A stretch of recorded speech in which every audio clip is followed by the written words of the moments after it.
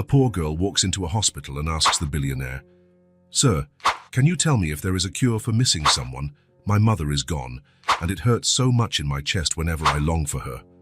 But when he answers, everyone is moved to tears. Emily, at 4 years old, walked through the glass doors of the clinic by herself. The place was huge, with a high ceiling and lights that glittered like the stars she watched from her bedroom window at night. Even though she was afraid, she kept going. Her mother always said that courage wasn't about not feeling fear, but about doing what needed to be done even when you were scared. Her brown curls bounced with each step. She wore a blue dress with small embroidered flowers, slightly wrinkled. On her wrist was a little bracelet made of colorful beads that her mother had crafted just a few weeks before. The marble floor reflected her image as she walked. Horizon Clinic was the most beautiful place Emily had ever seen. Well-dressed people hurried by, carrying folders and talking on cell phones. Nobody seemed to notice the small girl weaving among them. Emily reached the main desk. It was so tall that she could hardly see over the top. She stood on her tiptoes, holding onto the edge with her tiny hands. A man in a dark suit had his back turned, organizing some papers. His hair was perfectly combed, not a single strand out of place. "Excuse me," Emily said, her voice nearly a whisper. The man didn't hear her. She tried again, a bit louder.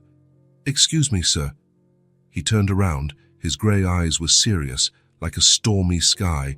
He had a handsome face, but it looked as if he'd forgotten how to smile a long time ago. "Can you tell me if there's a cure for missing someone?" Emily asked, her high-pitched voice echoing in the suddenly silent space. "My mum is gone, and my chest hurts so much when I miss her." The people around stopped what they were doing. Phones were forgotten in their hands. Conversations died mid-sentence. Everyone watched this unexpected scene. A 5-year-old girl and a man in a suit, separated only by a counter, brought together by a question nobody knew how to answer. The man was no ordinary receptionist. He was Michael Carter, owner of Horizon Clinic and dozens of other businesses across the country.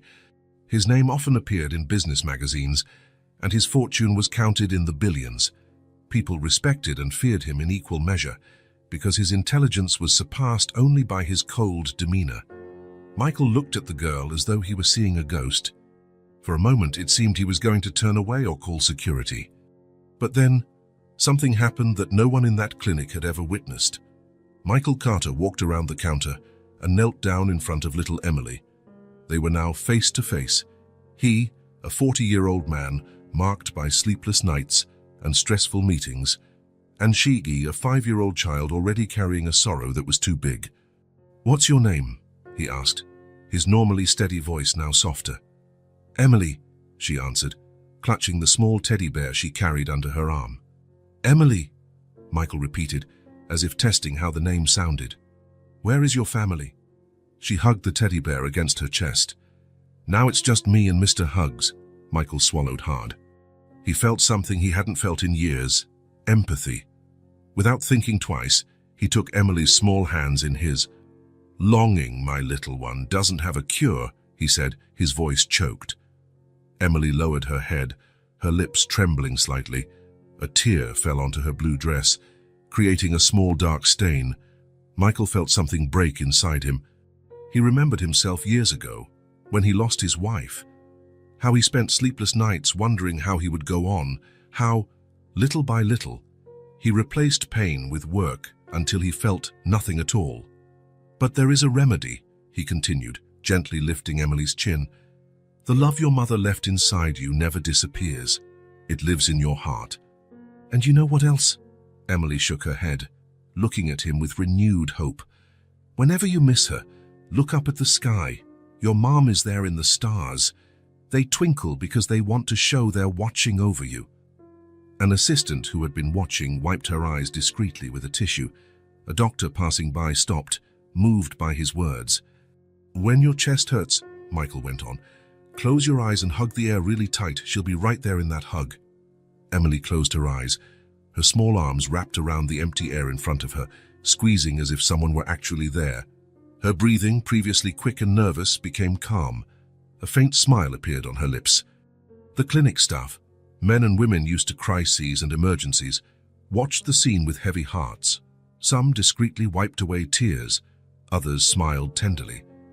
They all knew they were witnessing something rare, a moment of pure humanity. Michael felt something wet on his own face. He touched his cheek and realized he was crying. He, who hadn't shed a tear since his wife's funeral, was crying now in front of strangers, in front of employees who had always seen him as a man of steel. In that moment, he wasn't billionaire Michael Carter. He was just a man who also knew the pain of losing someone, who understood what it was like to miss someone who would never come back. "Are you here alone, Emily?" he asked, looking around for any adult who might be with her. Emily hugged her teddy bear more tightly. "I live by myself, since my mom left, but I know how to manage." Michael frowned, confused. "Alone? But you're only 4 years old." "What do you mean, alone?" "My mom taught me how to make food and dress myself," Emily said simply, as if it were normal for a child her age to live on her own. "There's a lady who comes by sometimes, but she's sick now." Michael couldn't believe what he was hearing. A 5-year-old child living alone. It was impossible, dangerous, and illegal. Yet something about the way Emily spoke, with that mixture of innocence and forced maturity, told him she was telling the truth. "How did you get here today?" he asked, still trying to make sense of the situation. "I walked. It's not too far from home. The lady who comes to see me sometimes said that there were doctors here who could help anyone." Michael was impressed by the girl's independence and at the same time horrified by what she was going through. Such a young child shouldn't be walking alone around the city, let alone living without supervision. "Can I tell you a secret?" Emily asked, leaning closer to Michael's ear. "Sure," he replied. "My mom went to sleep forever last week. Miss Joyce said she's in heaven now, but I wanted to know if there's a cure for missing someone." Michael felt an even tighter squeeze in his chest. Her loss was so recent. Emily had barely begun to process what had happened. The pain was still raw, the wound open. "I understand," he said, trying to keep his voice steady. "You were very brave to come here." Emily smiled, a small but genuine smile. "My mom always said I was a warrior. Michael couldn't let this child go back alone. Not now, not after discovering she had just lost her mother and apparently had no one properly caring for her. Something needed to be done. "Would you like to have some ice cream with me before you go back?" he asked, surprising even himself with the invitation. Emily's eyes lit up. "Really?" "Of course," Michael replied. "Afterwards, I'd like to see where you live. Is that okay?" Emily thought for a moment, then nodded. "Okay, I can show you Mum's things. I keep everything safe." He stood up and offered his hand to Emily, who took it without hesitation. The trust this child placed in him, a stranger, made Michael feel a responsibility he hadn't felt in a long time. "Mr. Carter," called his assistant, clearly confused. "You have a meeting in 15 minutes with the Japanese investors." Michael looked at the small hand holding his, at the worn-out teddy bear, and at Emily's hopeful eyes. Then he looked at his assistant. "Cancel all my appointments for the rest of the day, Sarah. I have something more important to do." Sarah nodded, surprised but understanding. In 8 years working for Michael Carter, she had never seen him cancel a meeting. She had never seen him cry. She had never seen him smile the way he did now, looking at that little girl. "And Sarah," he added after a moment's thought, "call social services. We need to check on this child's situation. But do it discreetly, please." Michael and Emily left the clinic together, hand in hand. He, the man who ran an empire built on meticulous calculations and pragmatic decisions. She, the girl who had crossed the city alone in search of a cure for a newly discovered pain. Neither of them knew it, but that unexpected meeting would change their lives forever. For Michael, it was a chance to rediscover feelings he thought he'd lost. For Emily, it was the start of a new chapter, where the pain of loss might share space with new joys. As they walked into the sunny street, a gentle breeze blew between them. Emily closed her eyes for a moment, as if sensing something. "My mom is happy," she said simply. Michael looked up at the cloudless blue sky. For a moment, he allowed himself to believe it was true, that Emily's mother was watching them, that perhaps it wasn't a coincidence that this girl had come into his clinic exactly when he was there. exactly when he had started to wonder if his life had any purpose beyond accumulating money and power. "I think she is, Emily," he replied. "I think she is." And for the first time in years, Michael gave a genuine smile. After they had ice cream at a small shop near the clinic, Emily's face was smeared with chocolate. Michael took a napkin and gently wiped the corner of her mouth. She smiled, one of those rare smiles that lit up her eyes. For a moment, she looked like a normal child enjoying ice cream on an ordinary afternoon. But reality was different. The ice cream was finished, and the shadow returned to Emily's eyes. Michael realized it was time to learn more about this little girl's circumstances. "Where is your family, Emily?" "Is someone coming to pick you up?" he asked in a gentle voice, leaning forward to be at her level. The girl shook her head, her brown curls bouncing slightly. "I live alone. My mom is gone, and there's no one left. But I know how to manage." The words came out so naturally that it hurt even more. Michael felt a pang in his chest. How could a 5-year-old child think it was normal to live alone? "What about your dad?" Michael tried. "I don't have a dad," Emily said, fiddling with Mr. Hugs. "Mom said he left before I was born." "And no grandparents, aunts, uncles?" Emily shrugged. "I don't know, I've never seen them." Michael took a deep breath. Each answer was worse than the last. The girl was completely unprotected, with no support network. "How do you eat? Who buys groceries?" "There's stuff in the pantry. Miss Joyce bought it before she got sick. And I know how to make a sandwich." Michael paused for a moment, knowing he should call social services immediately. The situation was dire. But something about this girl, about the way she looked at him with trust, made him choose differently. "I'll take you home today. Come on," he said, grabbing his car keys. Emily took his hand without question, as though it was the most natural thing in the world to trust a stranger she'd just met. That only increased Michael's concern. What could happen to such a vulnerable child in a world so full of cruel people? In the car, a sleek black sedan, Emily settled into the back seat. Michael adjusted her seatbelt, noticing how small she was. As he drove, he watched her in the rearview mirror. Emily gazed out the window in awe, pointing things out along the way. "There's a toy store over there," she exclaimed. "And look at that dog." Her excitement over simple things contrasted with the gravity of her situation. Emily began talking about her daily routine as if describing a normal life. "In the morning, I wake up and eat cereal. Then I play with Mr. Hugs. Sometimes I watch TV. Miss Joyce said I can't leave the house, but yesterday I had to go to the clinic." "Do you go to school, Emily?" Michael asked, dreading the answer. "No. Mom said I'd start when I was older." "And Miss Joyce? Who is she?" "She's our neighbor. She looked after me when Mom went to work. But now she has a bad leg and can't come upstairs to my apartment." Michael gripped the steering wheel tightly. The situation was even worse than he had imagined. An elderly neighbor occasionally checking in on the girl was not enough. It was neglect, even if unintentional. "Where do we go now?" he asked. "Turn right there," Emily pointed. "It's on that narrow street." Following Emily's directions, Michael drove through increasingly run-down streets. The neighborhood they entered was visibly impoverished, with old, poorly maintained buildings. Finally, Emily pointed to a 3-story building with cracked walls.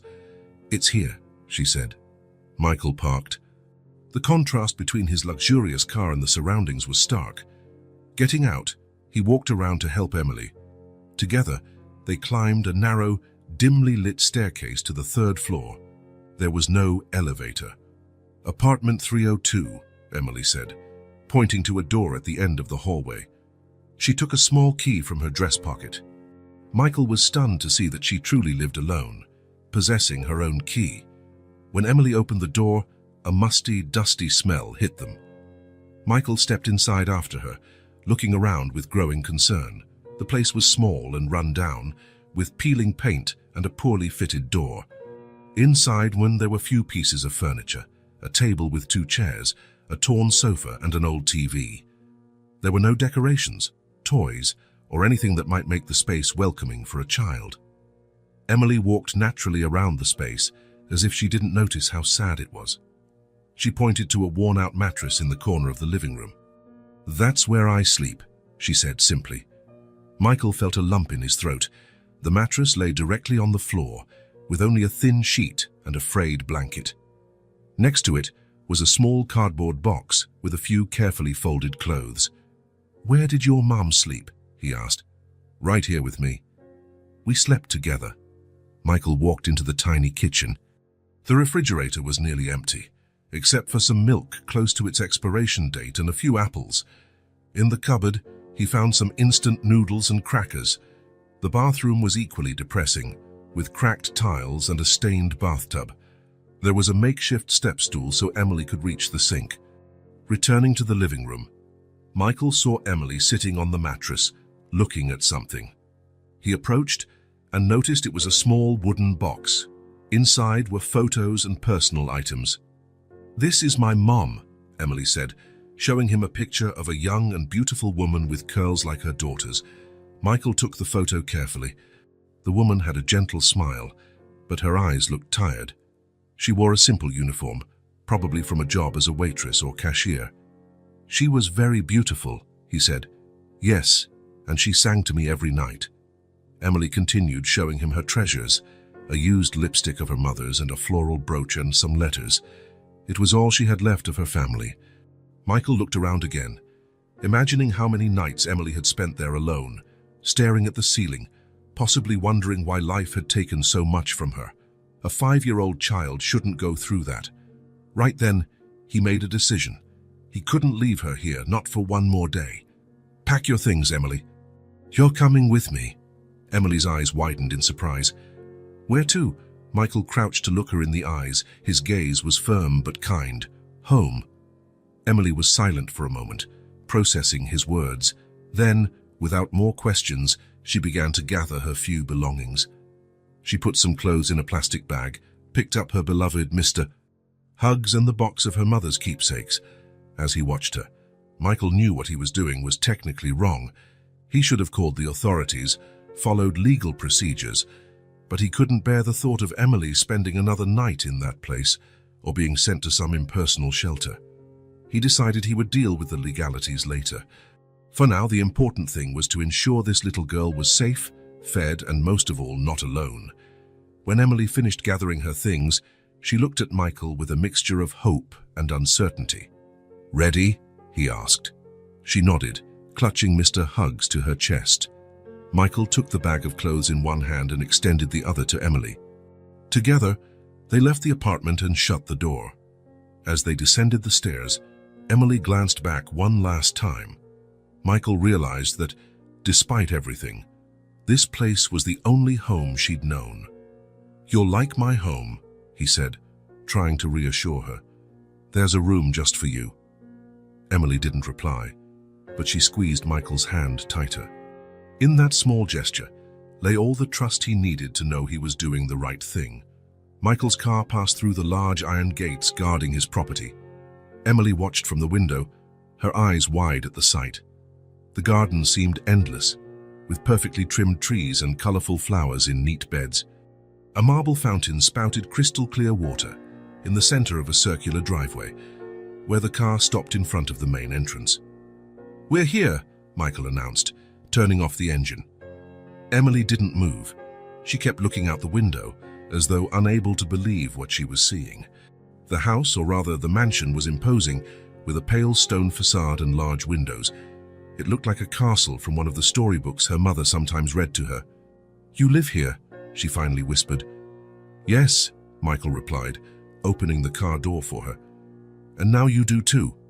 Emily got out, clinging tightly to Mr. Hugs and her little bag of belongings. Her steps were hesitant as she climbed the marble steps leading to the front door. Michael walked beside her, feeling a strange mixture of nervousness and anticipation. He had never brought a child here before. In fact, he rarely brought anyone at all. The tall, dark wooden door opened before Michael could reach for the handle. A middle-aged woman with graying hair tied in a neat bun appeared, looking surprised. "Mr. Carter, we weren't expecting you so soon," she said, then noticed Emily. Her eyes widened slightly, but her professionalism kept her from asking questions. "Helena, this is Emily," Michael introduced. "She's going to stay with us." Helena looked from Michael to the little girl, clearly trying to understand the situation, but she simply nodded. "Welcome, Emily," she said with a gentle smile. "May I help you with your luggage?" Emily hugged her plastic bag to her chest and shook her head. "I'll show her around the house," Michael said, taking the lead. "Could you prepare one of the guest rooms? The one next to mine?" "Of course, sir," Helena replied, still observing the unusual scene. Michael guided Emily through the mansion's interior. The entrance hall had a white marble floor and a crystal chandelier hanging from the high ceiling. A sweeping staircase curved to the second floor. Everything was impeccably clean and organized, not a single item out of place. "Come on, I'll show you the kitchen first," Michael said. The kitchen was spacious, with dark granite countertops and stainless steel appliances that gleamed as if rarely used. A large man wearing an apron was cooking something that smelled delicious. "This is Mr. Garcia, our chef," Michael introduced. "Mr. Garcia, this is Emily. She'll be living with us now." The chef, a man with a Spanish accent and a kind face, smiled at the girl. "Pleased to meet you, Miss Emily. Are you hungry? I can make something special for you." Emily looked at Michael as if seeking permission. "Tell him what you'd like to eat," Michael encouraged her. "Could I have mac and cheese?" she asked in a soft voice. "Mac and cheese, perfect," Mr. Garcia exclaimed enthusiastically. "It will be ready in 20 minutes. They continued touring the house. There was a formal dining room with a huge table that could seat 20 people, a living room with leather sofas and a marble fireplace, a library with floor-to-ceiling shelves full of books, a music room with a grand piano, and a private movie room. Emily followed Michael in silence, taking everything in with cautious curiosity. The house was so different from the tiny apartment she had shared with her mother that it felt like a completely new, intimidating world. Finally, they went upstairs, where Michael showed her the room that would be hers. It was large, with a bed far too big for a child, blue silk curtains, and a view of the back garden. Helena was already there, putting clean sheets on the bed. "This will be your room, Emily," Michael said. "We can decorate it however you like." Emily stepped inside hesitantly, placing her bag on the floor and Mr. Hugs on the bed. The teddy bear looked small and out of place in such an elegant space. "It's really big," she commented, her voice echoing slightly. "You'll get used to it," Michael replied, though he wasn't sure himself. He had never really gotten used to the mansion's size and emptiness. Helena finished making the bed and approached Emily. "If you need anything, just call me, sweetheart," she said. "My name is Helena. I take care of Mr. Carter's home." Emily nodded timidly. "Thank you. Dinner will be ready soon," Helena said before leaving, casting one last curious glance at Michael. Once they were alone, Michael suddenly felt insecure. What was he supposed to do now? How did one take care of a child? He had no idea, but he knew he couldn't let her return to that dismal apartment, alone with her memories and her pain. "Do you want to take a bath before dinner?" he asked, recalling the grim state of her old bathroom. Emily agreed. Michael showed her the ensuite bathroom with its large tub and modern shower. He left clean towels for her and stepped out so she could bathe in privacy, waiting just outside in case she needed help. While he waited, he picked up his phone and called his lawyer. "Harold, I need you to find information about a woman who recently passed away. Her daughter's name is Emily, 4 years old. I'm not sure of the mother's surname, but they lived in a rundown apartment in the East Side, number 302. I need to find out if the girl has any living relatives and what her legal situation is." After hanging up, Michael fell into thought. What he was doing was, at the very least, legally questionable. He had essentially taken a child without going through any official channels, but he was determined to protect Emily, even if it meant facing legal issues later. Emily emerged from the bathroom wearing the same clothes, but now with a clean face and hair. She looked even smaller and more fragile without the layer of grime that had previously masked her pallor. "Shall we go to dinner?" Michael suggested. They went downstairs together, where Mr. Garcia had set up a smaller, cozier table in the kitchen rather than the large formal dining room. The mac and cheese was steaming on a brightly colored plate, chosen especially to appeal to a child. "I hope you like it, miss," the chef said with a smile. Emily took a bite, and her eyes lit up. "It's the best mac and cheese I've ever had," she exclaimed, with more enthusiasm than Michael had seen from her yet. The chef grinned in satisfaction and left them to enjoy the meal. Michael watched Emily eat with an appetite, wondering how long it had been since she'd had a decent meal. He barely touched his own plate, distracted by thoughts of what to do next. After dinner, Emily showed signs of fatigue. It had been a long, emotionally exhausting day for both of them. Michael took her back to her room and helped her settle in. "Good night, Emily," he said, standing at the door, unsure what else to do. Should he read a story? Sing a lullaby? He had no idea what was appropriate or expected. "Good night, Mr. Michael," she replied, already curled up with Mr. Hugs under the soft sheets. "You can just call me Michael," he said. Emily nodded and closed her eyes. Michael turned off the main light, leaving only a small lamp on, and stepped out, leaving the door slightly ajar. That night, he barely slept. He stayed alert for any sound from the room next door, worried that Emily might need something or become frightened in an unfamiliar place. He woke up several times to check on her, always finding her asleep, as though her body was finally relaxing after weeks of tension and fear. And the first few days were the hardest. Emily barely spoke and spent hours sitting in silence, watching the house's activity with attentive but distant eyes. She followed Michael like a little shadow, trailing him around the house whenever he wasn't working. Helena tried to make the girl feel welcome, offering snacks and trying to include her in small activities, but Emily responded only with single words. Mr. Garcia tried to win her over through food, preparing colorful dishes and elaborate desserts, which worked somewhat better. Michael cancelled several meetings and started working more from home, feeling he couldn't leave Emily alone during such a delicate moment. He set up a small, makeshift office in the library where he could do video conferences and take calls while keeping an eye on the girl, who usually sat quietly in a corner with her teddy bear. On the third night, Michael was awakened by a scream.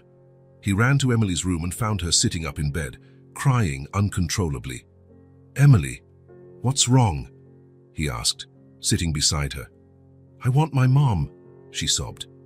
"I had a dream she came back, but when I woke up, Michael didn't know what to say. How could he console a child who had just lost her mother? What words could ease such deep pain? Instinctively, he embraced her. Emily stiffened for a moment, then relaxed and cried into his chest. Michael felt her tears soaking his pajama shirt, but he didn't mind. He stayed there, holding her, until the sobs subsided and she fell asleep again in his arms. Gently, he laid her back down and covered her. He watched her sleeping face, tears still visible on her cheeks. In that moment, he promised himself he would do everything in his power to protect this child. After a week, things began to change. Emily still had moments of deep sadness, but she was also starting to adapt to her new home. Michael noticed she spent more time exploring the house when she thought no one was watching.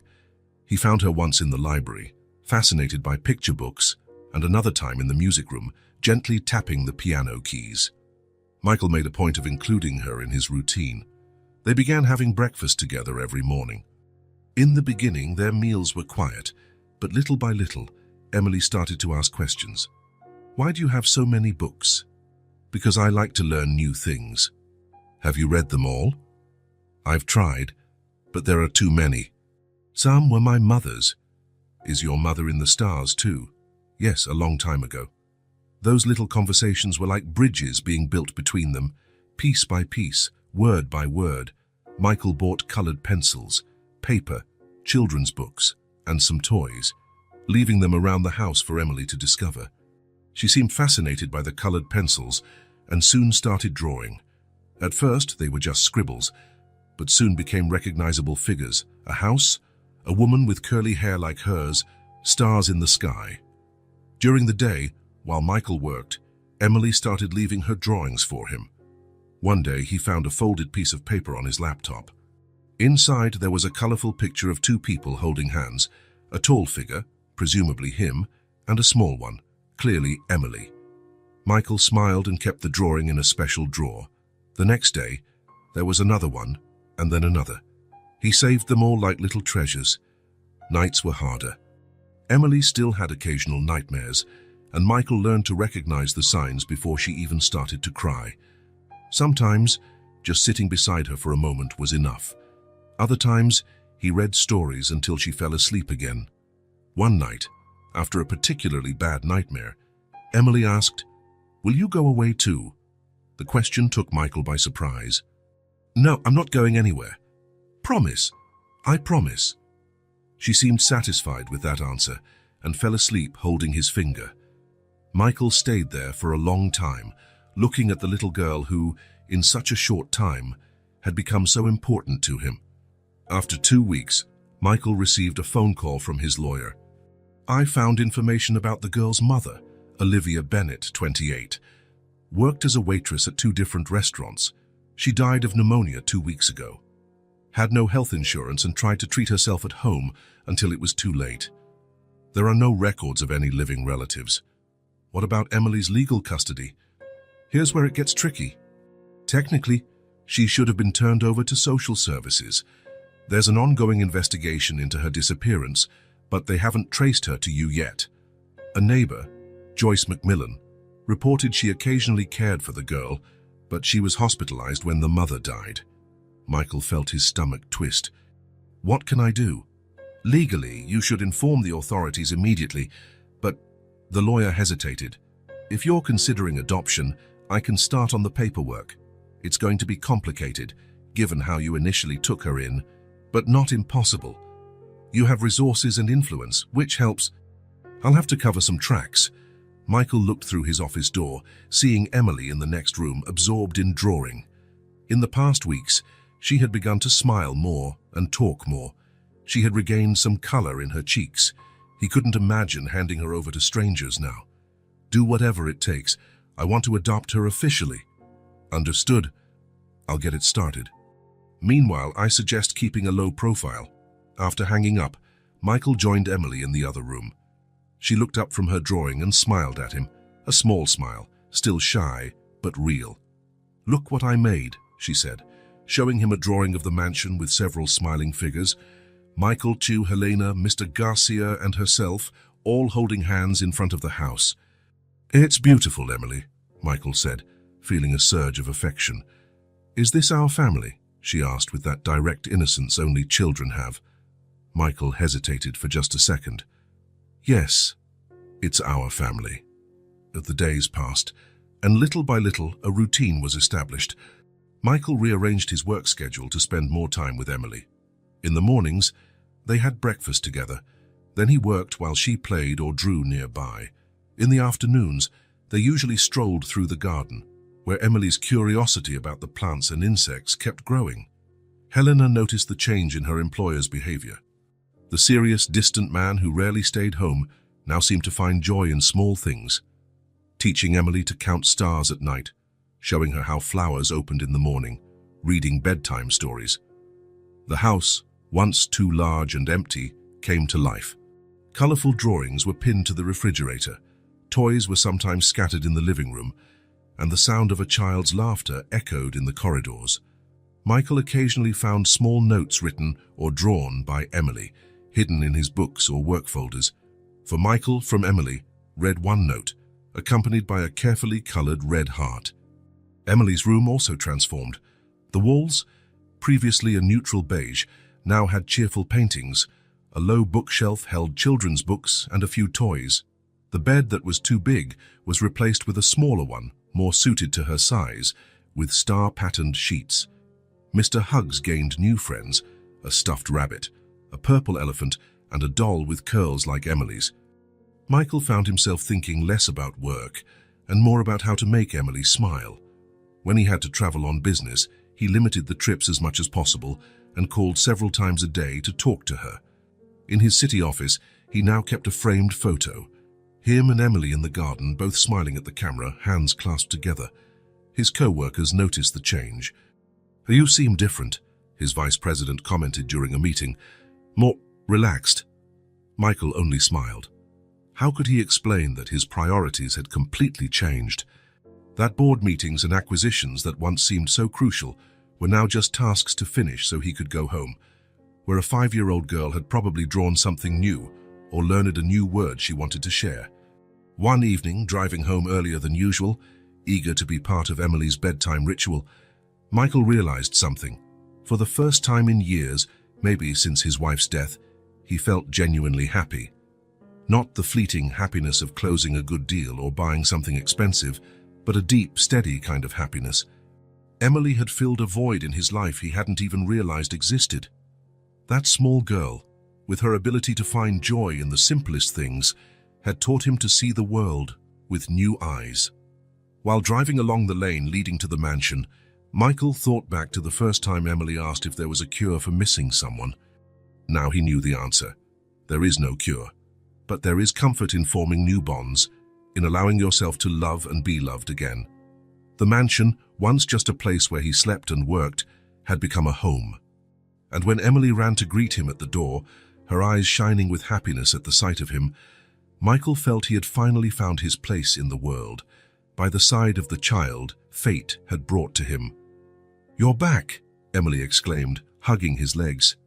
"I'll always come back to you," Michael replied, kneeling to hug her properly. He knew, with absolute certainty, that it was a promise he would never break. Night fell over the mansion, bringing a starry sky. Michael was in his downstairs office, reviewing some important documents. In the 2 months since Emily's arrival, he had learned to adapt his work routine, dedicating mornings and afternoons to the girl and leaving late-night hours for matters requiring more focus. The house was quiet. Helena had already retired to her room in the staff wing, and Mr. Garcia had finished prepping breakfast for the next day. Michael cherished these peaceful moments, knowing Emily was sleeping safely upstairs. Their nightly routine had gone as always: dinner together, a bath, a story, and finally, a goodnight kiss. Emily had fallen asleep quickly, hugging Mr. Hugs, surrounded by her new plush friends. Michael rubbed his tired eyes and glanced at the clock. It was past midnight. He decided it was time to wrap up work and go to bed. He was gathering his papers when he heard it. A sharp, desperate scream cut through the mansion's silence. "Mom! Mom!" Michael jumped up, knocking over his chair, and sprinted upstairs. The screams continued, each more anguished than the last. His heart pounded as he took the steps 2 at a time. In Emily's room, he found her sitting up in bed, eyes wide in terror, her face red and wet with tears. She screamed and sobbed, arms outstretched as though trying to reach someone. "Emily!" Michael called, rushing to her. "I'm here, it's okay." The girl didn't seem to hear him. Her eyes were open, but she wasn't seeing him. She kept calling for her mama, stuck somewhere between dream and reality. "Mom, don't leave, please don't leave me alone," she sobbed. Michael sat on the bed and gently touched her shoulder. She shuddered, and finally her eyes seemed to focus on him. "Michael?" she asked, her voice trembling and confused. "Yes, it's me." "You had a nightmare." Emily looked around, seeming to recognize where she was. Then her little face crumpled with a new wave of grief, and she threw herself against Michael's chest, crying bitterly. "I saw my mom," she sobbed. "She was here. Then she started leaving. I ran and ran, but I couldn't catch up. She got farther and farther away." Michael wrapped his arms around her, feeling her small body shake with each sob. He didn't know what to say. How could he comfort a child who dreamed of the person she loved most, the one she'd never see again? What words could ease that pain? Emily kept crying, clinging to his shirt as though afraid he too might vanish at any moment. "I wish so much she could come back," she murmured through her tears. "Why can't she come back?" The question broke Michael's heart. He had asked himself the same thing so many times after his wife died. Why couldn't there be miracles? Why did some people have to leave forever? "I know, sweetheart," he said softly, stroking Emily's curls. "I know." She lifted her tear-streaked face to look at him. "Did you wish your mom would come back too?"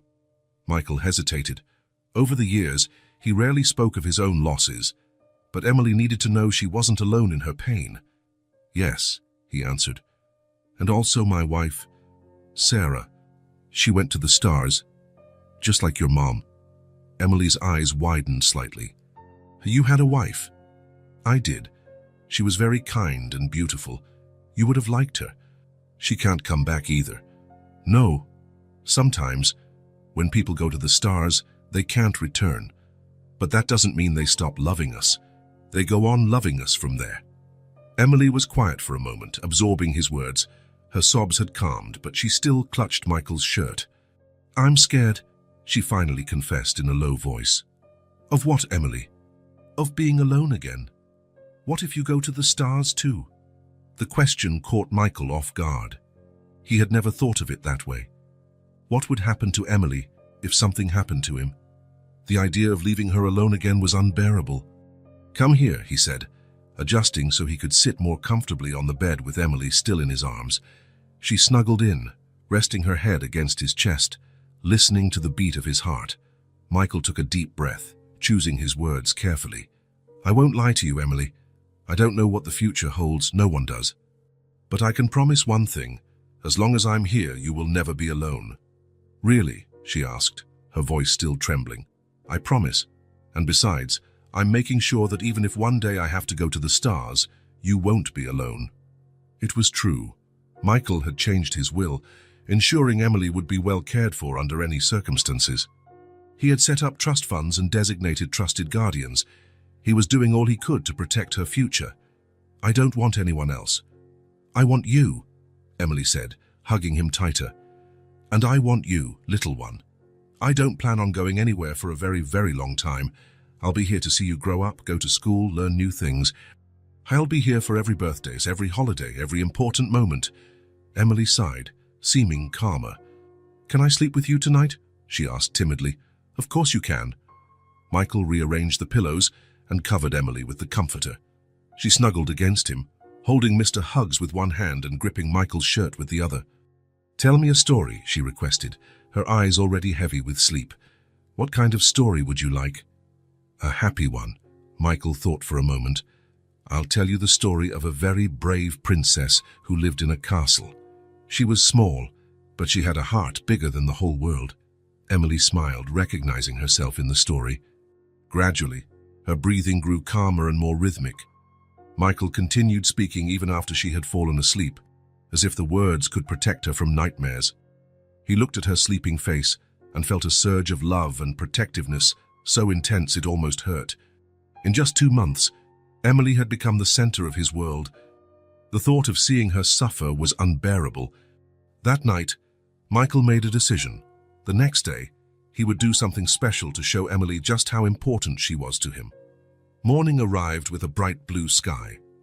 When Emily woke up, still in Michael's bed, he was already dressed and smiling at her. "Good morning, sleepyhead." Emily rubbed her eyes, momentarily confused about where she was. Then she remembered the previous night and looked embarrassed. "I'm sorry I cried so much," she said. "You don't need to apologize. We all cry sometimes. Even you. Even me," Michael confirmed. "Now, how about we get up, have breakfast, and then go on a special outing?" Emily's eyes lit up. "We're going out. Where?" "It's a surprise." After a hearty breakfast prepared by Mr. Garcia, Michael and Emily left. Instead of the usual car with a driver, Michael chose to drive his own convertible. Emily sat in the back, secured in a special child seat. She giggled every time the wind blew her curls around. "Where are we going?" she asked for the 3rd time. "You'll see," Michael replied, smiling into the rearview mirror. They drove for about half an hour until they reached an upscale shopping center. Emily took in the sights with fascination as they walked inside.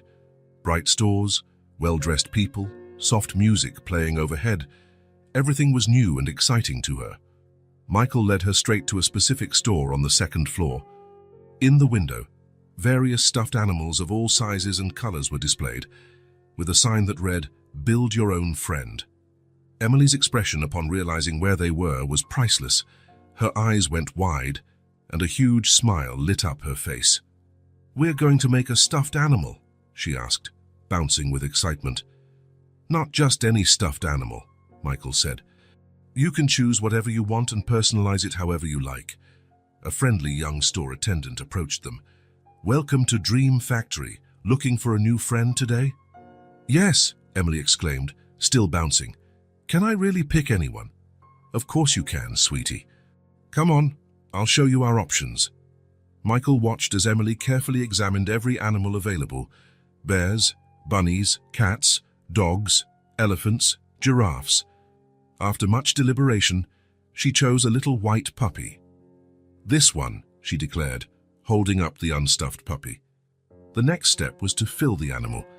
Emily helped the attendant, stepping on a pedal that operated the stuffing machine.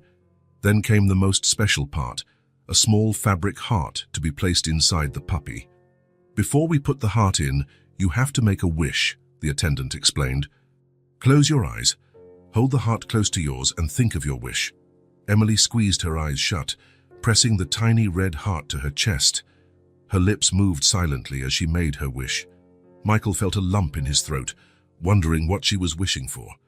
At last, Emily opened her eyes and carefully placed the heart inside the puppy. The attendant stitched the animal closed and handed it to her. "Now for the fun part, choosing clothes and accessories for your new friend." Emily looked at Michael, as if asking permission. "Pick anything you like," he said. The next half hour was spent selecting an entire wardrobe for the little puppy.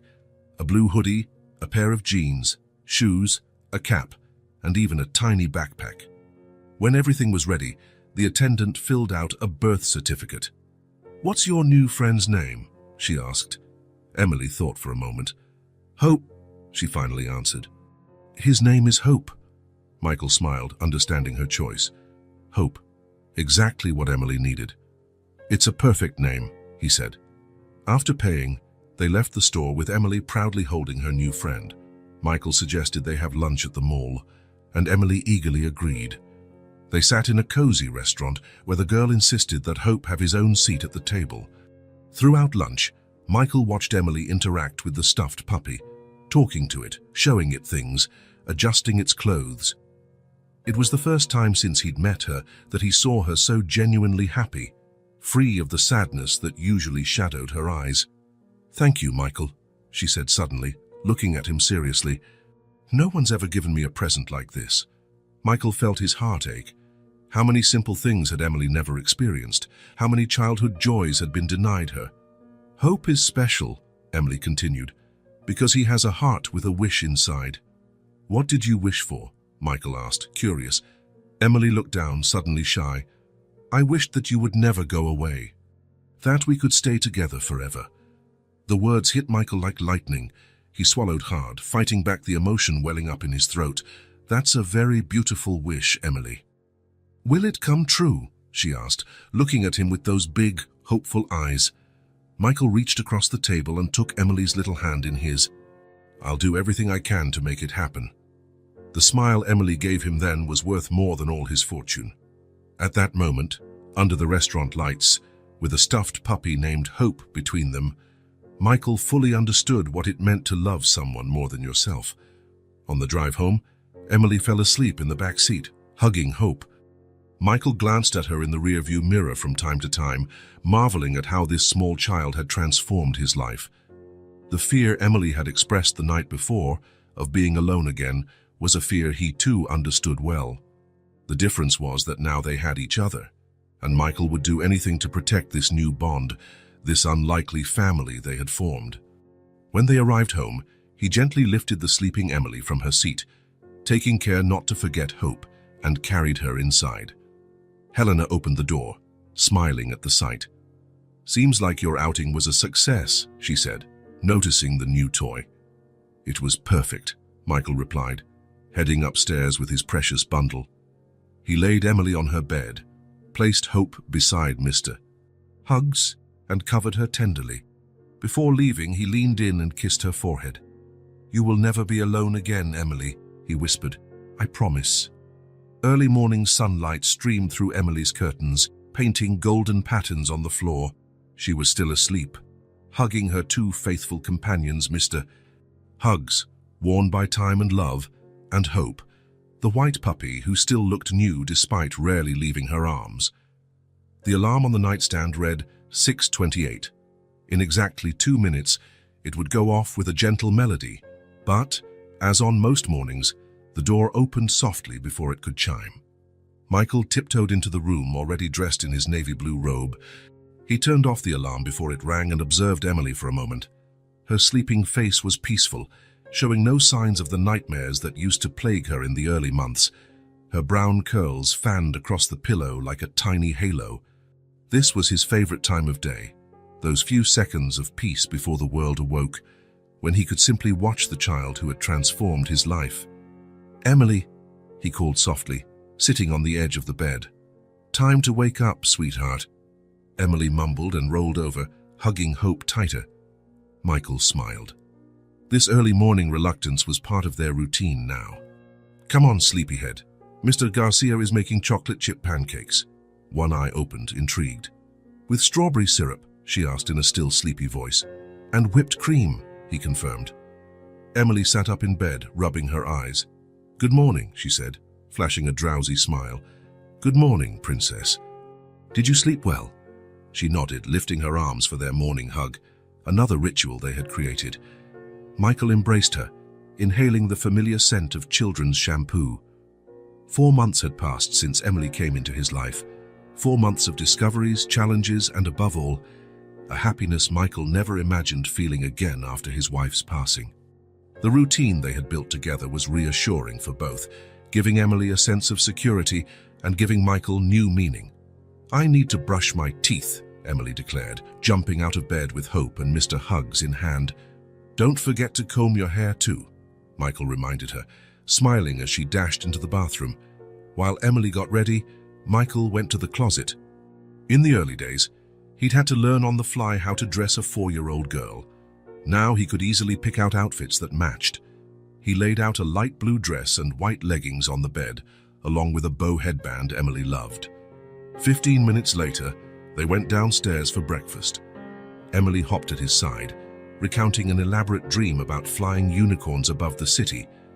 "Then the blue unicorn let me ride on its back, and we soared into the clouds," she concluded excitedly as they entered the kitchen. Mr. Garcia was already waiting for them, the table set and a stack of steaming pancakes in the center. "Buenos dias, Miss Emily, Mr. Michael," he greeted them, his accent as pronounced as ever. "Buenos dias, Mr. Garcia," replied Emily, who loved repeating the Spanish words she learned from the chef. Michael watched contentedly as Emily settled into her special chair, with extra cushions so she could reach the table comfortably, and placed Hope and Mr. Hugs in the empty seats beside her. Another part of their routine, the plush friends always joined meals.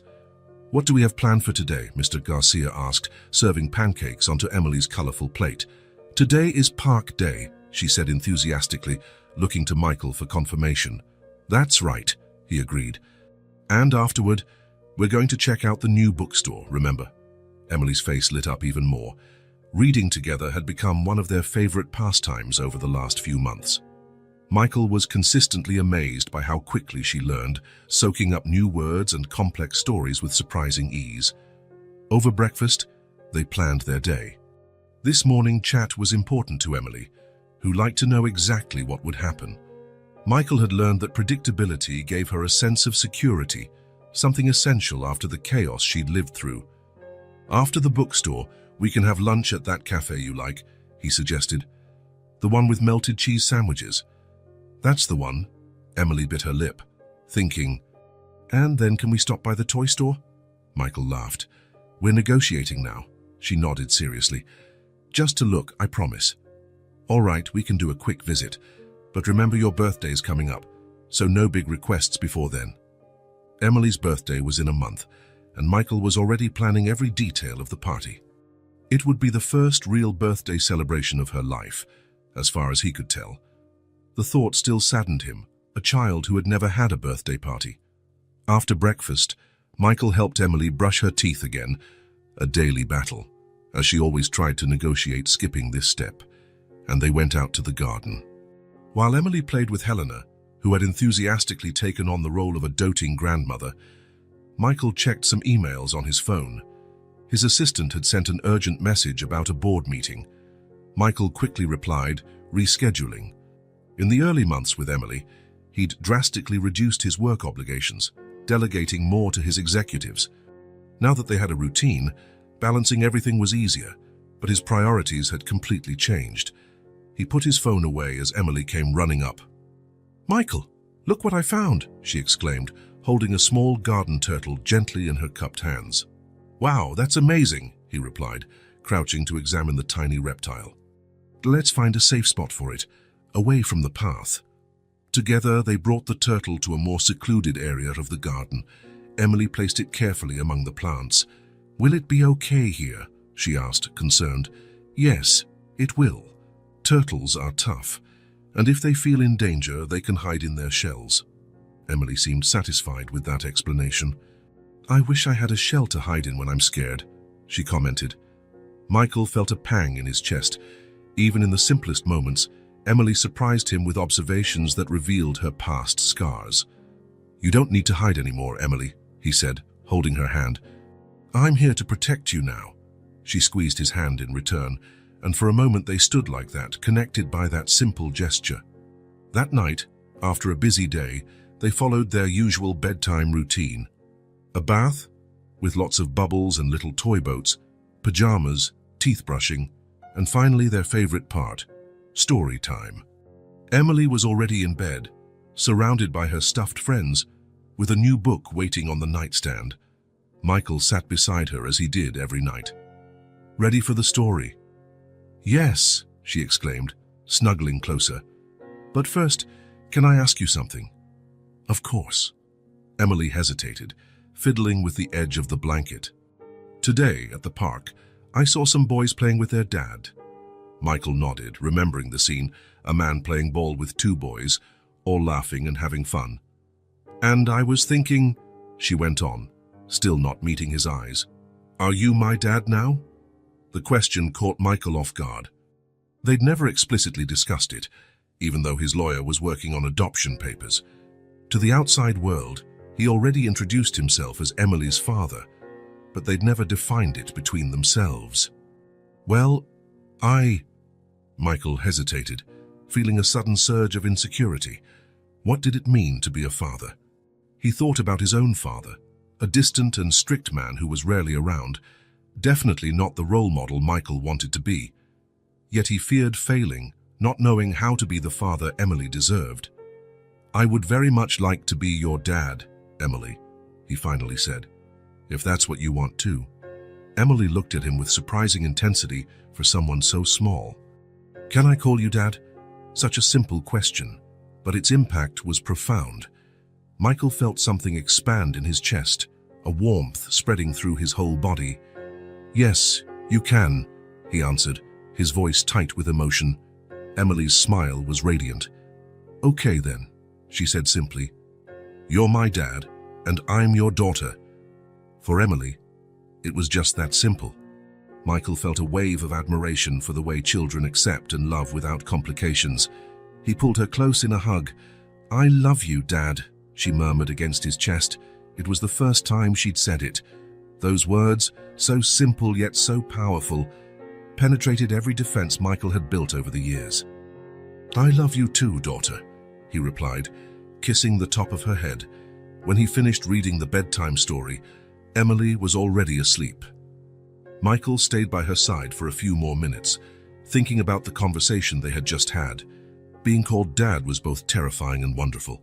He felt completely unprepared, yet somehow it was the role he was meant to play. Stepping out, he found Helena in the hallway. "She's asleep," the housekeeper asked with a smile. "Like an angel," Michael said. "Helena, do you think I'm doing the right thing?" The woman, who had known him for over a decade, placed a comforting hand on his arm. "I've never seen you happier, Mr. Carter, and I've never seen that girl safer. Sometimes families form in the most unexpected ways." Michael nodded, grateful for her simple wisdom. "She called me Dad today," Helena smiled. "And that's exactly what you are. Maybe not by blood, but by choice, and that is even more meaningful." Later, in his office, Michael reviewed some documents his lawyer had sent. The adoption process was moving forward, but there were still hurdles. The way he had brought Emily home initially complicated things. However, the lawyer was optimistic. Michael's financial stability, reputation, and Emily's obvious well-being worked in their favor. He looked at the framed photo on his desk, him and Emily in the garden, both smiling. Before she arrived, his desk held only documents and a laptop. Now it had photos, drawings, small notes written in a child's scrawl. His entire life had changed. The phone rang, interrupting his thoughts. It was his assistant. reminding him of an important video conference scheduled for the next day. "I need to reschedule," Michael said. "Tomorrow is Emily's annual checkup with the doctor." There was a pause on the other end. "Sir, that meeting has been on the calendar for weeks. It's about the merger with Tech Corp." Before Emily, Michael would have cancelled any personal commitment for a meeting of that magnitude. The merger involved millions in new business. But now, "My daughter's health comes first," he said firmly. "Rearrange it for Thursday." After hanging up, Michael realized just how much his life had changed. His values, his priorities, even the way he saw himself in the world. Everything was different now, and he didn't miss the old life. The solitary existence focused solely on business and money now seemed hollow. Emily had brought color and meaning to a world he hadn't realized was black and white. Michael shut the files, turned off his laptop, and went upstairs to check on Emily one last time before bed. Another ritual he found essential. She was sleeping peacefully, an arm around Mr. Huggs and another around Hope. Michael adjusted the blanket and kissed her forehead lightly. "Good night, my daughter," he whispered. The word daughter still felt new on his lips, yet at the same time it felt like it had always been there, waiting for the right moment to be spoken. Morning came, and Emily was nervous. Dressed in her new uniform, she looked at her reflection in the mirror, biting her lower lip. The pleated navy skirt, the white shirt with the school emblem, and the shiny black shoes felt strange after being used as simple, comfortable clothes. Her curls, usually loose and rebellious, were now tied in two carefully made braids by Helena. Michael noticed her unease and knelt beside her. He was also anxious, though he tried not to show it. This was a big step for both of them. "Are you ready for this new adventure?" he asked with an encouraging smile. Emily hesitated before answering, her fingers nervously playing with the edge of her shirt. "What if nobody likes me? What if I don't know what to say?" Michael held her small hands, speaking gently. "Every beginning is scary, but you are amazing. Give people time to get to know you. I'm sure you'll make friends." Emily took a deep breath and nodded. There was courage in her eyes, despite her fear. Michael recognized that determination. It was the same that had brought her to his clinic that first day, asking if there was a cure for missing someone. Breakfast was quiet. Emily barely touched her food, pushing pieces of pancake around her plate. Michael didn't force her, understanding her stomach was probably as full of butterflies as his own. On the way to school, she squeezed Michael's hand tightly, as though drawing courage from him. The car stopped in front of a red brick building with a large yard, where children ran in all directions. Parents said goodbye to their kids, some with tears in their eyes, others taking photos to mark the moment. Michael felt a wave of emotion at realizing he was one of them now, a father dropping his daughter off at school for the first time. "Remember, I'll be waiting right here when you finish," he said, crouching down to her level. Emily hugged him tightly, whispering "I love you" before pulling away. Michael watched as she walked toward the classroom, a small figure with a backpack almost as big as she was. At the door, she turned back one last time and waved timidly. He waved back, forcing a reassuring smile. His heart ached as he watched her disappear down the corridors. For the first time, he wouldn't be around to protect her. Would she be okay? What if the other kids were mean? What if she felt lost or scared? Michael stayed by the gate for a few more minutes, even after the other parents had left. Finally, he made himself go, heading to his office, but he couldn't concentrate. Every few minutes, he checked the clock, trying to imagine what Emily was doing. During recess, Emily sat alone in a corner of the yard. The lunch Helena had packed, a cheese sandwich and a bag of sliced apples, lay untouched beside her. Other children ran around in groups, laughing and sharing secrets, but no one approached her. Emily hugged her knees, feeling that old loneliness tug at her chest. For a moment, she thought of her mom, then of Michael, wishing one of them could be there. She watched the other girls playing and wondered how to join them. Suddenly, a curly-haired girl approached her, smiling openly. "Hi, I'm Sophie. Do you want to play with me?" Emily looked up, hesitating before smiling back. "Yes, I do." Sophie led her to a group of kids playing tag. Emily, shy at first, soon found herself running and laughing with the others. Her morning fears began to melt away in the simple joy of just being a child at play. At the end of the day, Michael waited anxiously at the gate. He had spent the entire day distracted, worried about how Emily was adjusting. When he saw her running toward him with a shy smile, he felt immense relief. "How was it?" he asked, crouching down to hug her. Emily thought for a moment before answering, as though recalling her day. "It was strange at first, but I made a friend." Michael smiled and ruffled her hair. "I knew you could do it." On the drive back, Emily talked about Sophie, about the kind teacher who read the class a story, and about how she answered a question about animals correctly. Her voice, once hesitant, was now filled with excitement.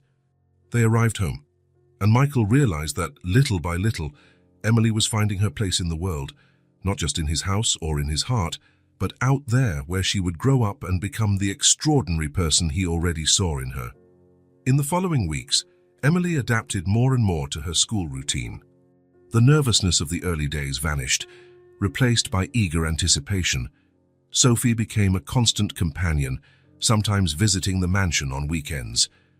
Michael watched with satisfaction as Emily blossomed in this new friendship. One Thursday, Emily came home with a special sparkle in her eyes. She raced to the living room table and pulled out 2 carefully folded pieces of paper from her backpack. "Michael, look what I made at school today," she said, offering him the drawings. Michael took the papers, and his heart tightened at the first one. It was childlike but full of detail, showing Emily next to a woman with long hair. In the corner, there was a small heart with the word Mom. "You drew your mother," he murmured, feeling a lump in his throat. "Yes, I wanted to remember her. But I also made another one," Emily said excitedly, handing him the second drawing. This time, Michael recognized himself portrayed. He stood next to Emily, holding her hand with a bright sun in the background. At the top, in childlike letters, were the words, "My new family." Michael felt a painful squeeze in his chest as warmth flooded his heart. He blinked back tears, struggling to hold his emotions. After a long silence, Emily noticed the mist in his eyes, and with a caring smile, she pulled something else from her backpack. "Our teacher asked us to bring something important to us," she explained, "something that makes us happy." As she handed him her drawings, a small piece of paper slipped out of the backpack and fell to the floor. Michael bent down to pick it up and felt a chill as he recognized an old photo. "Look, Michael, my teacher asked for something important, so I brought this photo of my mom." Michael took the picture and felt his world stop for an instant. His heart pounded as he recognized the woman in the photo. This wasn't just someone who resembled a person he once knew. He knew her very well, all too well, Olivia Bennett. Not as he had met her at a cafe years later, but as she had been the very first time he knew her, young, vibrant, with that smile that lit up everything around her. He had seen this woman before. Not just seen. He had known her. He had loved her. Michael felt his hands tremble as he stared at the image. Fragments of memory flooded his mind. A distant summer, a youthful passion, a painful goodbye. Olivia had been his first true love back in college, long before Sarah, before the fortune, before becoming the cold, calculating man Emily had found at the clinic. He swallowed hard, forcing himself to ask, "Where did you get this photo, Emily?" The girl smiled, not noticing his agitation. "I found it in a little box my mum kept. Whenever I miss her, I like to look at it." Michael kept staring at the photo, unable to tear his eyes away. Olivia looked about 20, the age she'd been when they met. She stood on a college campus, books in her arms, wind tousling her hair. It was exactly how he remembered her. Why hadn't he recognized her earlier when he saw her again at that cafe? She had changed, of course, older, her face more mature, her eyes carrying more experience. And he had been so consumed by his grief for Sarah that he barely truly looked at people. Michael felt his hands shaking. Emily's mother wasn't a stranger. She had been part of his life once, long ago. Now everything made sense. The coincidences, that unexpected encounter at the clinic, the immediate connection he'd felt with the child.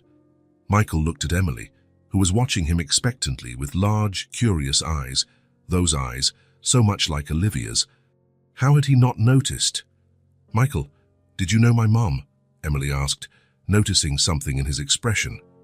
He took a deep breath, struggling to process it all. How could he explain that Olivia had been his first love, that they had shared dreams and plans before life tore them apart? "Yes, Emily," he finally said. "I knew your mum." Emily's eyes widened, both surprised and curious. "Can you tell me about her?" Michael glanced one more time at the photo before looking at Emily. He knew nothing would be the same after this. This revelation changed everything, or perhaps explained everything. "Let's sit," he said, pointing to the sofa.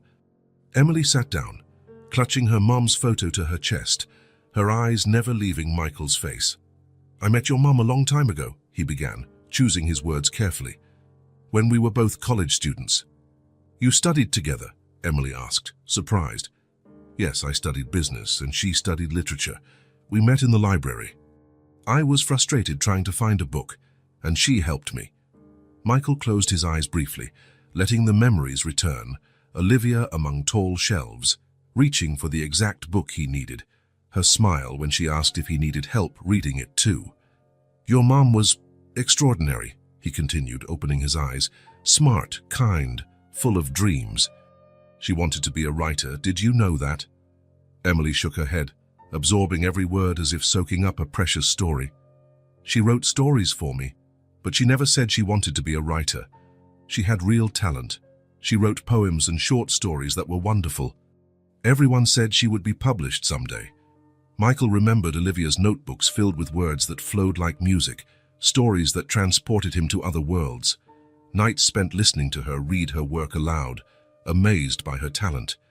"Were you two dating?" Emily asked with childlike bluntness. Michael hesitated, but decided that honesty, though simplified, was best. "Yes, for a while we were 20, full of dreams and plans." "What was my mom like back then?" Emily asked, looking again at the photo. Michael smiled, letting the memories flow freely now. "A lot like you, actually. Curious, brave, always ready to help others." Her laughter. It was contagious. It could light up a whole room. "Like mine?" Emily asked hopefully. "Exactly like yours," Michael confirmed, recognizing for the first time the identical ring of laughter. Emily's laughter, so rare at first but increasingly frequent now, was a carbon copy of Olivia's. "What happened? Why did you split up?" The question was difficult but inevitable. Michael sighed, wondering how to explain adult complexities to a child. "Sometimes, even when people love each other, their lives take different paths," he began. "I was determined to build my company from scratch. I worked all the time, not leaving much room for anything else." What he didn't say was how selfish he'd been, how he'd prioritized ambition over everything, including love, how Olivia had tried to make him see there was more to life than material success, and how he'd been too stubborn to listen. "Your mum wanted to travel, explore the world, gather experiences for her writing. We had different dreams, and they weren't compatible at that time." Emily nodded, as though she perfectly understood adult relationships. "Did you fight?" "Not exactly. It was more of a sad goodbye. We knew we couldn't hold each other back from what we wanted." Michael recalled that final day, the long hug, the silent tears. "You'll regret this one day, Michael," Olivia had said. "Trading moments for money, love for success." She had been right. It took years, losing Sarah, and finding Emily for him to truly understand what Olivia had tried to teach him. And then, "You never saw each other again." Michael hesitated again. Should he mention their brief reunion in that cafe? How he didn't immediately recognize her, how they reconnected, albeit distantly. He decided to keep it simple for now. "Our paths separated. I focused on work, building my company. A few years later, I met Sarah and married her. And your mum, she went her own way." "She never talked about you," Emily said, thoughtful. "It was probably because it happened so long ago. People move on and start new lives." Michael thought about how strange fate was. He had loved Olivia in his youth, lost her, met Sarah, lost her too, and then, by some impossible miracle, encountered Olivia's daughter exactly when the girl most needed him. "Do you think..." Do you think Mum was the one who led me to you? Emily asked, her voice soft and uncertain. The question nearly broke Michael. It sounded exactly like something Olivia would say, that belief in invisible connections, in a universe that conspired to bring the right people together. You know, Emily, I didn't used to believe in things like that, he replied honestly, but now, it's hard not to think there's something bigger than us at work. Of all the clinics in the city, you walked into mine. And of all the people in the world who might have found you that day, it was me. Emily smiled, satisfied with his answer. Mom always said there are no coincidences, only the universe putting us where we need to be. That sounds exactly like her, Michael agreed, smiling through the tears that were forming. Emily looked again at the photo, tracing her mother's face with her finger. I'm glad you knew her, she said simply. Now we have more memories of her to share. Michael hugged Emily, feeling a whirl of emotions, guilt for not recognizing Olivia when he saw her again, sadness for all the missed opportunities, but also gratitude for the present moment, for this amazing child in his arms, Olivia's living legacy. You have her eyes, he murmured gently, and her spirit. The same courage, the same compassion.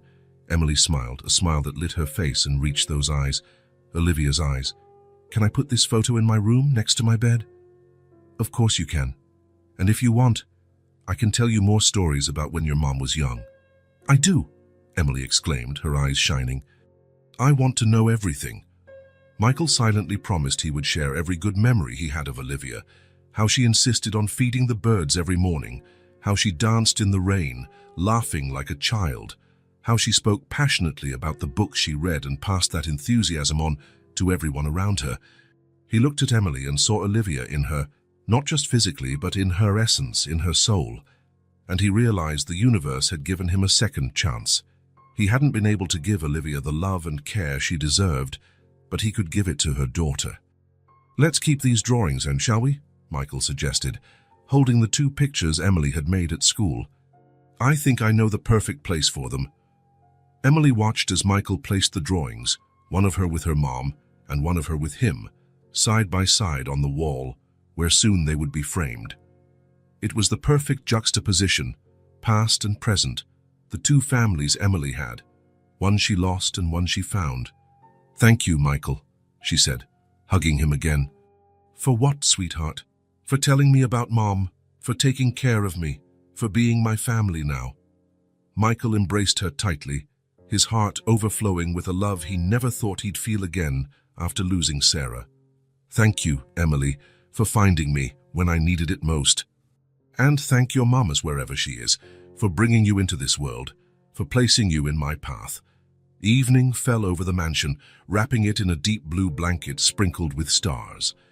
Michael remained in his office, the soft lamp lighting the documents scattered across his desk. These were reports from his attorney, Harold Duss, about Emily's adoption process. 6 months had passed since the little girl came into his life, and legal hurdles kept popping up. The way he had brought Emily home, without following official protocols, had complicated matters. Investigations into her disappearance, the search for any relatives who might claim custody, interviews with social workers who questioned whether a single, workaholic man was fit to raise a child. Harold was doing his best, using Michael's influence and resources to speed up the process, but uncertainties remained. The judge overseeing the case was known for his strictness, and the next hearing, scheduled for the following week, would be decisive. Michael pushed the documents aside, feeling the weight of possibly losing Emily. How had they come to this? How had this little girl, initially just a temporary responsibility, become so vital to his existence? His thoughts were interrupted by a soft sound at the door. Michael, a hesitant voice called. Are you busy? Emily stood in the doorway, her curls still damp from a bath, wearing star-patterned pajamas. She held Mr. Hugs in one arm and Hope in the other. Her big eyes, ever observant, took in the papers on the desk. I'm never too busy for you, Princess, he replied, pushing back his chair and opening his arms. Emily ran to him, climbing onto his lap with an ease that suggested daily habit. She snuggled against his chest, the scent of her children's shampoo mingling with the office's wood and paper smell. You looked sad, she said, glancing at the documents. Is it because of those people who came today? Michael nodded slightly. The social worker had made a routine visit that afternoon, observing his interactions with Emily, asking questions, taking notes. Although he'd tried to hide his worry, Emily was too perceptive not to notice. It's just some grown-up stuff, he tried to reassure her. Nothing you need to worry about, Emily frowned, unconvinced. It's about me, isn't it? She insisted. That lady with the glasses asked if I was happy here, if you took good care of me. Michael couldn't help but smile. Emily was only 5, but she sometimes seemed much older, picking up nuances most kids would miss. What did you tell her? The truth, Emily said, as if it were obvious, that you're the best dad in the world, that Helena makes the best cookies, that Mr. Garcia tells funny stories while he cooks, and that I have a room full of books and toys, and that Sophie comes to play with me, and... You told her all that, Michael interrupted, genuinely surprised. Of course. Emily paused, her face suddenly serious. They want to take me away, don't they? The direct question caught Michael off guard. He had tried to shield Emily from the legal complications, but he should have known she'd figure it out. No one is going to take you away, he answered firmly, though his heart clenched at the possibility. I'm handling it. Emily studied his face for a moment, looking for signs he was just trying to comfort her. Promise. I promise. Appearing satisfied, she snuggled closer. Can I stay here with you until you finish your work? Of course you can, Michael said, kissing the top of her head. They sat in companionable silence for a while.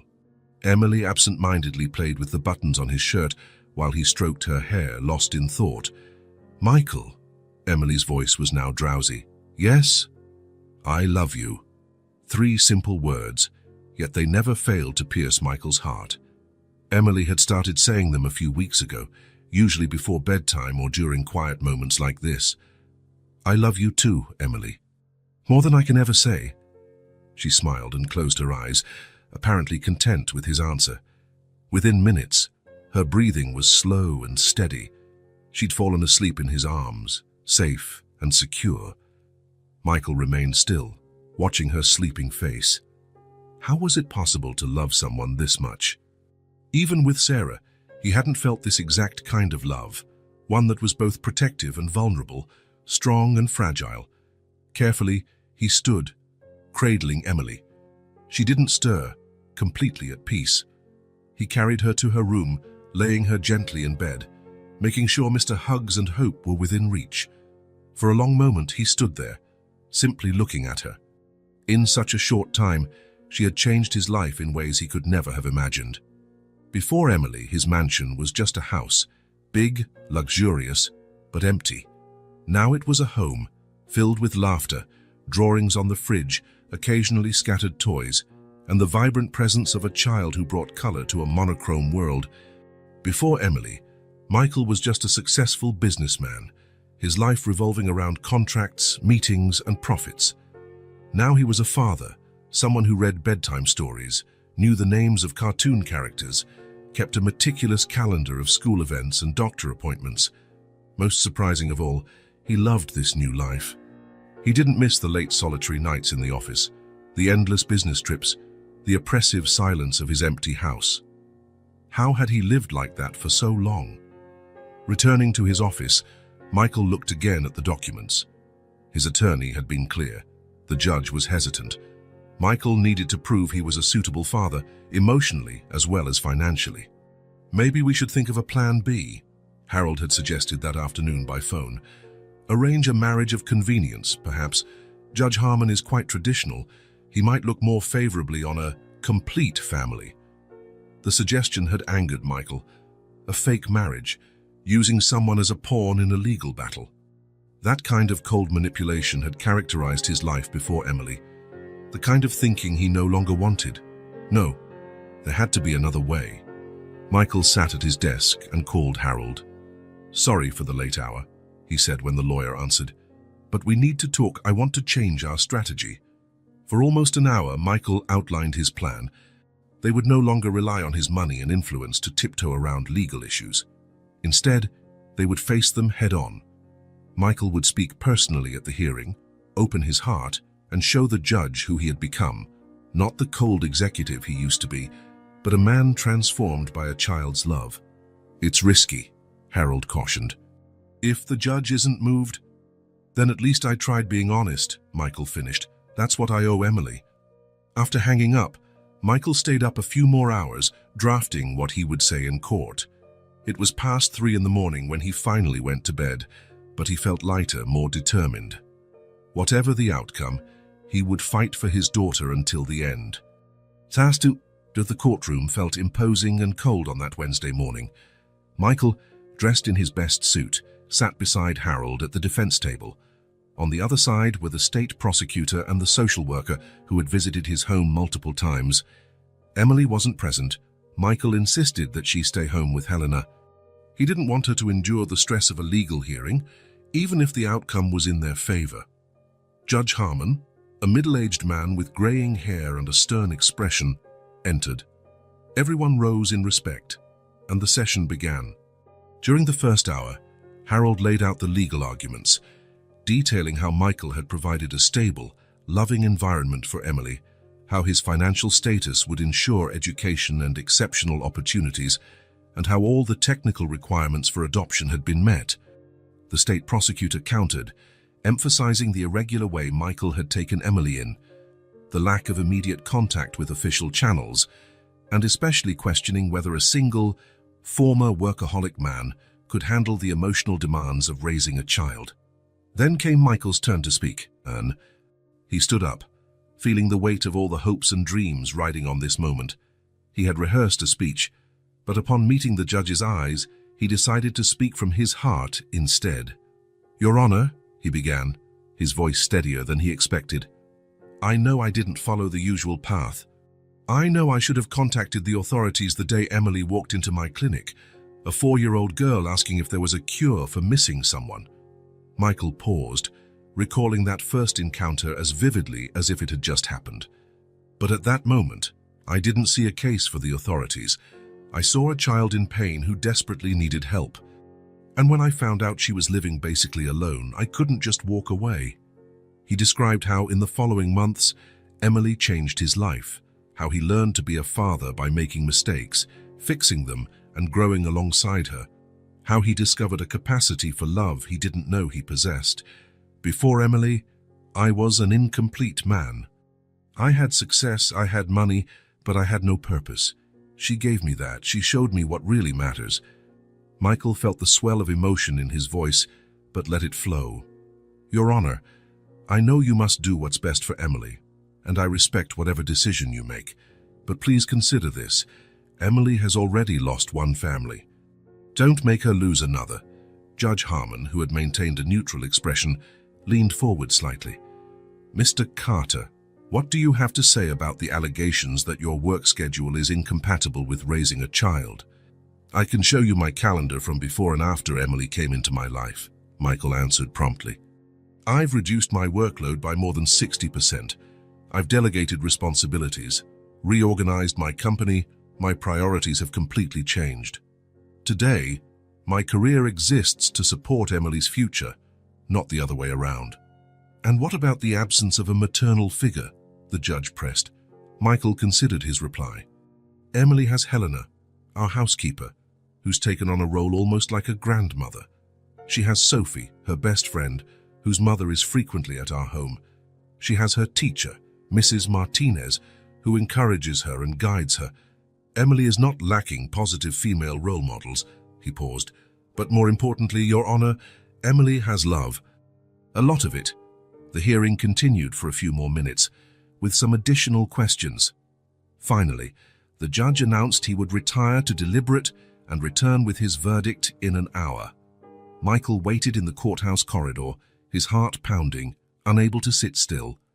Harold tried to reassure him, saying his statement was compelling, but Michael barely heard him.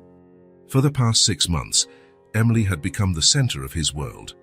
The possibility of losing her was unthinkable. When the judge returned, the courtroom felt even quieter and more tense. Michael felt his hands tremble slightly. This was the moment of truth. Judge Harmon looked directly at Michael as he spoke. "Mr. Carter, I'll admit I was initially inclined to deny your adoption request. The way it all happened is, at best, irregular. Michael felt his heart sink. However, the judge continued, over the years I've served in this court, I've learned to recognize sincerity when I see it.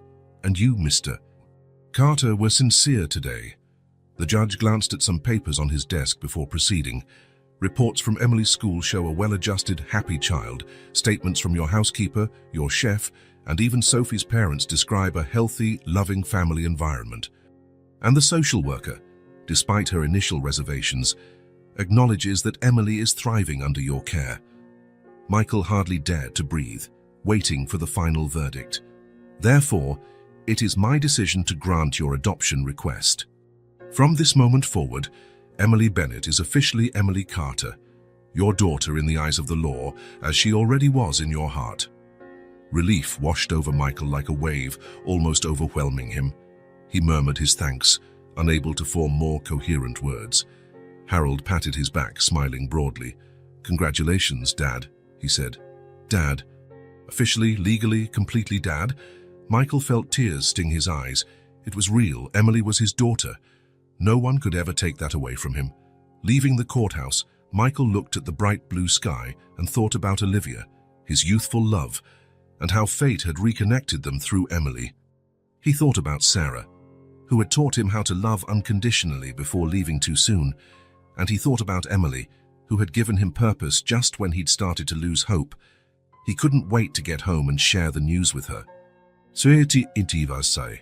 When Michael pulled up at the mansion, Emily was already waiting by the entrance, hopping anxiously next to Helena.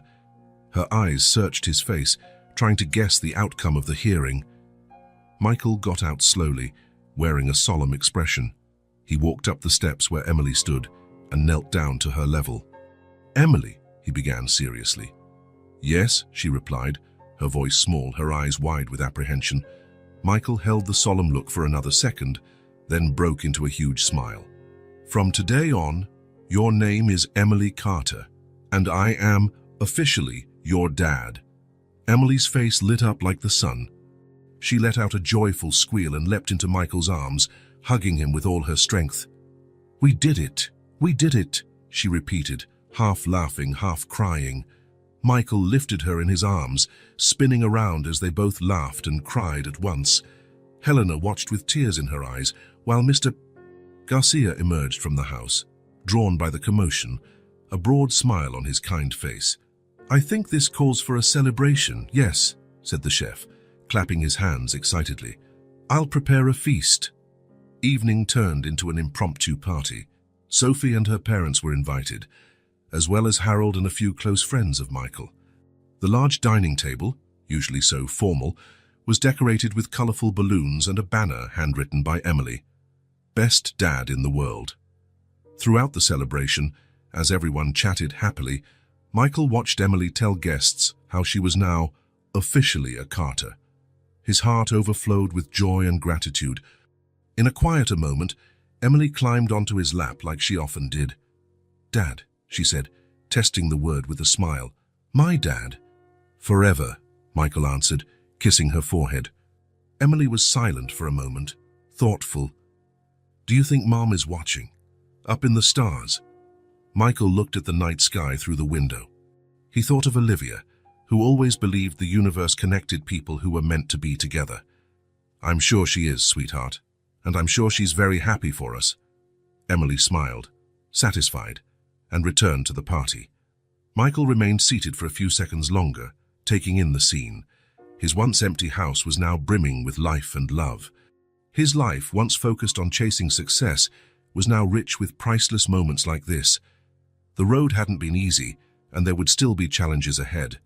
Raising a child was never simple, and Emily, with her history of loss and abandonment, would need time and love to fully heal. But now they had that time. A whole life to build together, no longer as two lonely souls who met by chance, but as father and daughter, bound by a love that transcended blood ties, overcame pain and longing, and promised a bright future for them both. The night sky sparkled outside, as if countless stars were bearing silent witness to the bond between Michael Carter and his newly official daughter, Emily Carter, And somewhere, perhaps in those very stars, a mother's heart rejoiced, knowing that her little girl had finally found the love and safety she deserved.